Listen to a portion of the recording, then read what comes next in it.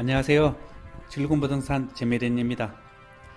재미래는 부동산 중개업소를 운영하면서 부동산 거래나 분양 이런 거 주의사항도 말씀드리고 있는데, 오늘은 아파트, 지식산업센터, 상가 분양을 받을 때 반드시 체크해야 되는 부분이 있거든요. 오늘 이것을 제가 좀 말씀드리겠습니다. 분양은 우리가 쉽게 이해하는데 아주 중요한 걸 많은 분들이 모르고 계세요. 설마 했는데 그 설마가 이번에 일이 하나 터져서 제가 유튜브를 통해서 우선 말씀을 드리겠습니다. 여러분 오늘 재미있는 유튜브 보시고 나중에 분양 받을 때 꼭 명심하시기 바랍니다. 부동산 시장이 커지면서 많은 분들이 분양 신청을 한두 번씩은 많이 해봤을 겁니다. 분양이라고 하는 것은 아파트도 있지만은 지식산업센터, 상가, 사무실, 오피스텔 등이 있는데, 몇 번을 분양 받으신 분도 계시지만은 처음으로 분양을 신청하신 분도 계실 겁니다. 분양은 몇 번 받아봤지만 아직도 계약 순서를 잘 모르고 계신 분들도 계실 거고요. 분양을 받으려고 할 때 분양 직원들이 입금시키는 대로만 따라서 입금시키는 경우가 많이 있고요. 즐거운 부동산 재미래는 오늘 부동산 분양에 대해서 특별히 조심할 사항, 그리고 분양 순서 어떻게 되는지 조금 살펴보겠습니다. 우선에 실예를 제가 하나 말씀드려 볼게요. 2003년 굿모닝시티 분양 사건이라고 아마 아시는 분들은 아실 겁니다. 그때 당시에 건물 지을 부지도 없는 상태에서 투자자 3,000여 명한테 계약금과 중도금 약 3,500억 원 정도를 받아서 횡령한 사건인데, 이때 분양 신청을 한 분들은 계약금과 중도금 시행사 또는 시공사로 입금을 시켰습니다. 그리고 시행사가 부도를 내면서 분양자들은 몇천억의 손해를 본 사건입니다. 이 사건 이후로 정부는 2005년도에 건축물 분양에 관한 법률이 만들었는데, 이 법규에는 분양할 때는 일정 규모 이상 건축물 3분의 2 이상을 골조공사한 후에 분양을 하거나 신탁회사와 신탁계약을 해서 분양 보증을 받아 착공 신고한 후에 분양을 받도록 하는 법률입니다.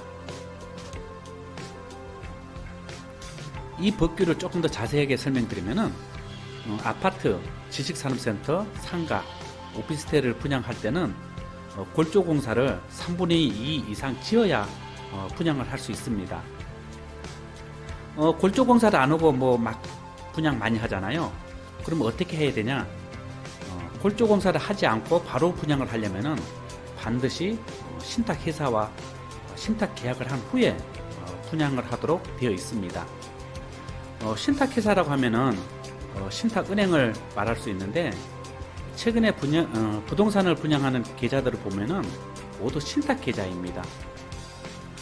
무궁화신탁, 아시아신탁, 한국신탁, 코리아신탁 등 신탁사 이름이 반드시 들어가야 합니다.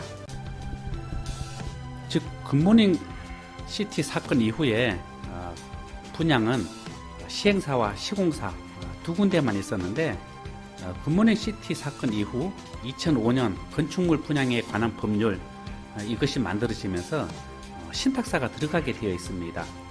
즉 시행사는 건축물 지을 땅을 주인이라고 생각하면 되고, 시공사는 건축물을 지은 건설회사를 말합니다.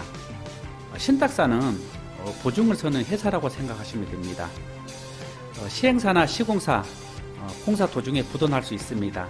그래서 예전에는 부도나면은 투자 금액을 모두 날리는 경우가 많이 있었는데, 최근에 신탁사가 보증을 서기 때문에 공사 도중에 시행사나 시공사 부도가 나도 신탁사가 나서서 공사를 진행하기 때문에 이제는 안전합니다.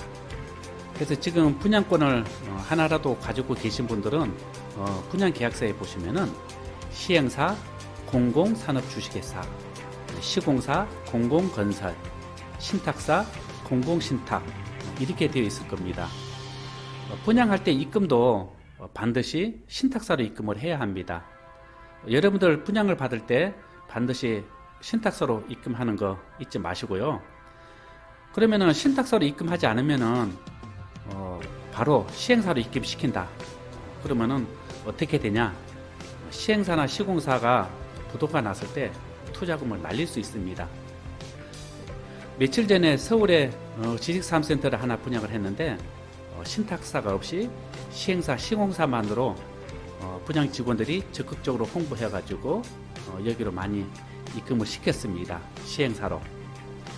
재미랜도 여기 지식산업센터 위치가 좋아서 적극적으로 홍보를 했는데 입금 계좌가 시행사라서 고객분들한테 상황 설명을 드리고 입금하지 말라고 했는데 많은 분들이 시행사로 입금을 했습니다.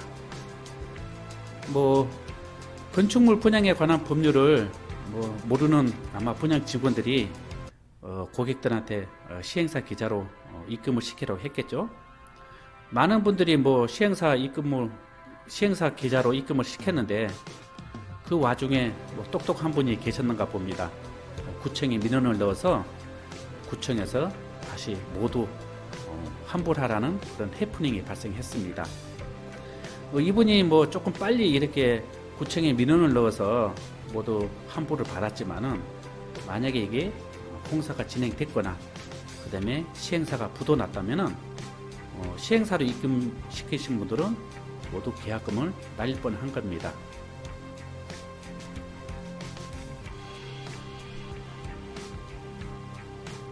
그래서 여러분들은 분양을 받을 때 반드시 신탁사로 입금해야 된다는 거 꼭 잊지 마시기 바랍니다. 이거는 분양을 많이 받으신 분들도 헷갈리기 쉬워요. 아차 하고 넘어가는 경우가 있는데 이러다가 큰일 날 수 있으니까 여러분들은 앞으로 분양을 받을 때 반드시 신탁사로 입금해야 된다는 거 꼭 잊지 마시기 바랍니다. 그리고 또 한 가지 더 설명을 드리면은 이제 분양 순서에 대해서 말씀드릴게요. 아파트, 지식산업센터, 상가, 오피스텔 분양을 들 수 있는데 아파트는 모두가 청약홈에서 청약을 하고 분양을 하기 때문에 큰 문제가 없습니다. 입금도 신탁사로 거의 다 입금을 시킵니다. 그래서 특별히 걱정 안 하셔도 되고요. 그런데 이제 지식산업센터와 상가 분양 조금 틀립니다. 지식산업센터 상가 분양을 하려면은 공사 직전에 홍보를 많이 합니다. 홍보가 시작되고 며칠 뒤에 소비자, 즉 분양받고자 하는 사람들이죠. 이 사람들한테 호실 선택을 해서 청약금을 입금시키라고 합니다. 여기서 청약금이란 일정 계약 기간을 위해서 필요한 돈인데 쉽게 말하자면 특정 호실을 내가 선택해 가지고 찍는다고 생각하시면 돼요. 그 특정 호실을 찍으려면은 어느 정도 이제 돈을 넣어야 되는데 그게 바로 청약금입니다. 그래서 101호가 참 마음에 들어요. 그러면 101호를 내가 우선 찜을 하려면은 거기에 어느 특정 금액을 입금시켜야 되는 거죠. 꼭 계약금 10%가 아니더라도 500만 원이면 500만 원, 1000만 원이면 1000만 원 이렇게 입금시키고 청약하는 걸 이제 청약금이라 하는 겁니다. 청약금을 입금시키고 며칠 지난 뒤에 시행사가 정계약 날짜를 알려줍니다. 정계약 날짜가 알려주면은 필요한 서류와 그다음에 분양 금액의 10%를 입금하고 계약서를 작성하는 겁니다. 계약서를 발행하고 난 다음에 계약을 포기하려면은 계약금은 10% 되돌려 받지 못하고요.